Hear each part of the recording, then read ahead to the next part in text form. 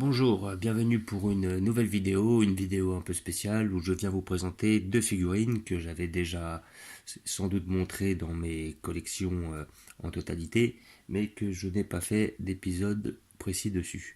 Voilà, ces deux figurines du manga Bastard que vous voyez ici présent, un vieux manga qui, comment dire, est même plus ancien que Dragon Ball, il est sorti bien avant, et l'éditeur, enfin le mangaka n'a toujours pas fini cette collection, je pense qu'il prend des libertés, et qu'il sort d'autres mangas avant, peut-être qu'il a un cours d'inspiration pour celui-là.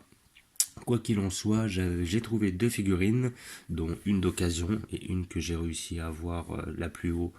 Je crois que j'avais fait importer d'Italie, donc les deux j'ai réussi à les toucher à 35 € chacune.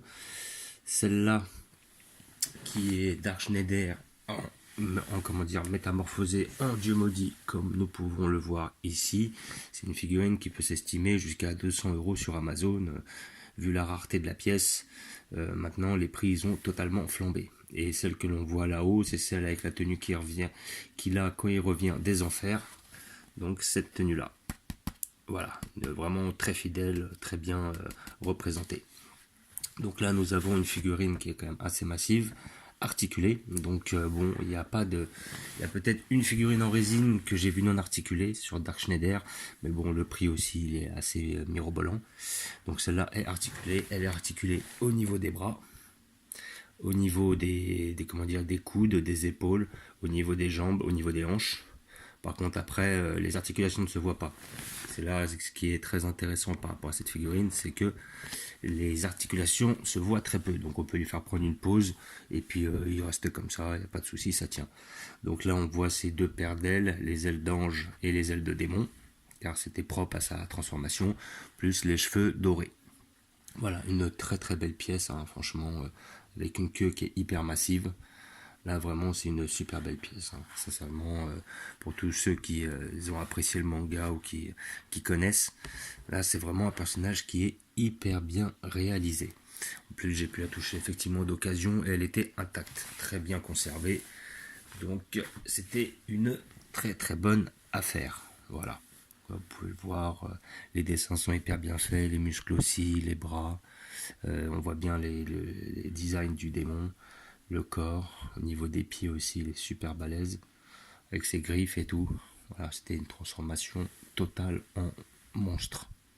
Voilà, c'est quand il affronte, si je me rappelle bien, un démon, un diable. Voilà, parce que là, dans cette collection-là, dans ce manga-là, on voit qu'il y a les démons d'un côté, les diables de l'autre, et puis après, il y a beaucoup de références par rapport à la Bible ou l'Ancien Testament sur les anges et les démons. Et là, nous avons la figurine de Dark Schneider en dans son simple appareil, on va dire. Donc, il y a l'épée qui est fournie avec deux jeux de mains, une main où il tient l'épée ou une main où il la tient pas, ou une main libre comme celle qu'il a ici. Là, j'ai choisi de mettre l'épée comme ça, donc on voit que c'est une figurine qui n'est pas articulée au niveau des jambes et au niveau du corps, mais simplement au niveau des bras. Ce qui fait qu'il y a quand même beaucoup moins de jeux, c'est pas mal. Moi je préfère, hein, parce que bon, pour moi des figurines ça doit pas être articulé. Et donc voilà, on peut voir qu'au niveau de la peinture elle est super bien réalisée, elle est super bien modélisée, elle est vraiment hyper belle, hyper fidèle au manga. Et là nous avons une coupe de cheveux argentés, car Dark Schneider a les cheveux argentés. Alors je sais pas si c'est propre.